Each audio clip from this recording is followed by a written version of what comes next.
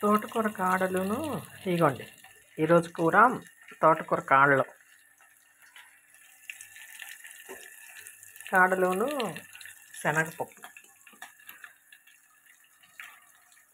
నానేసుకున్నాను.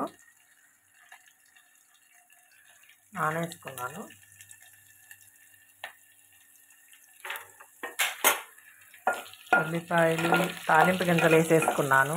ఉల్లిపాయలు, పచ్చిమిరపకాయలు, కరివేపాకు వేసాను. కొద్దిగా ఆగనివ్వాలి. వేగినాక కాళ్ళు వేసుకొని కొద్దిగా ఉప్పు, నీరు వేసి ఉడకనివ్వాలి. ఇవి కొద్దిగా ముదురుగానే ఉంటాయి. ఇదివరకు బాగా వచ్చాయండి విజయవాడలో. ఇప్పుడు ఏంటో రావట్ల తోటకూర కాళ్ళు. బందర్లో ఇసుకలో పండించేవాళ్ళంట. ఇసుకలో ఇప్పుడు చాలా తగ్గిపోయింది.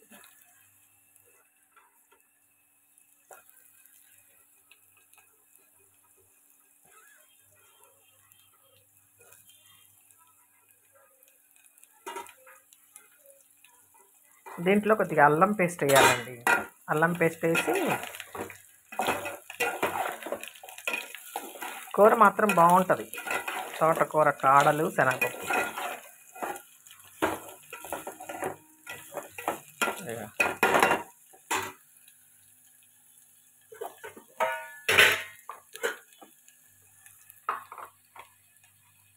ఇదిగోండి.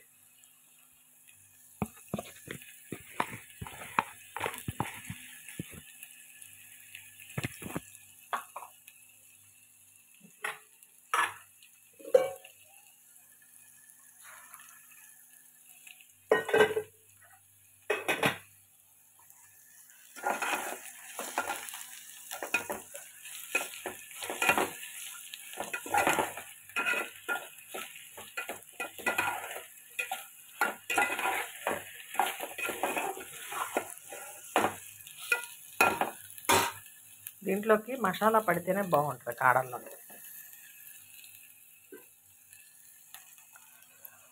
ఇది శనగపప్పు ఉడకబెట్టుకొని వేసుకోవచ్చు, లేదా ఇలా కూడా వేసుకోవచ్చు. ఎందుకంటే మనం నీళ్ళు పోస్తాం కదా, నీళ్ళు పోసినప్పుడు ఉడుకుతాయి అన్నమాట. కాడలతో పాటు ఇవి కూడా ఉడుకుతాయి.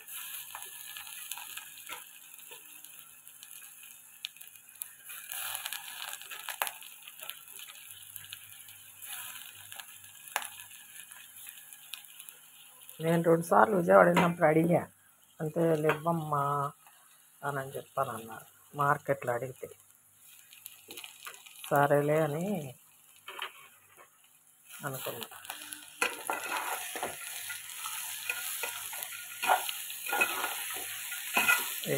శనగపప్పు, కొద్దిగా పసుపు, కొద్దిగా ఉప్పు వేసి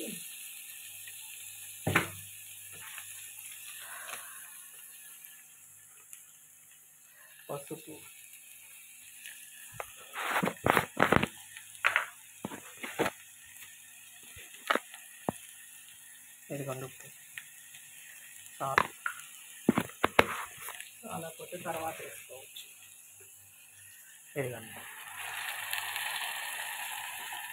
నీళ్ళు పోసాం కదా, ఇది ఉడుకుతూ ఉంటుంది. మనం ఇంతలోకి వేరే ఏమన్నా రెడీ చేసుకోవచ్చు. పక్క పొయ్యి మీద చాలు, మూత పెట్టేసి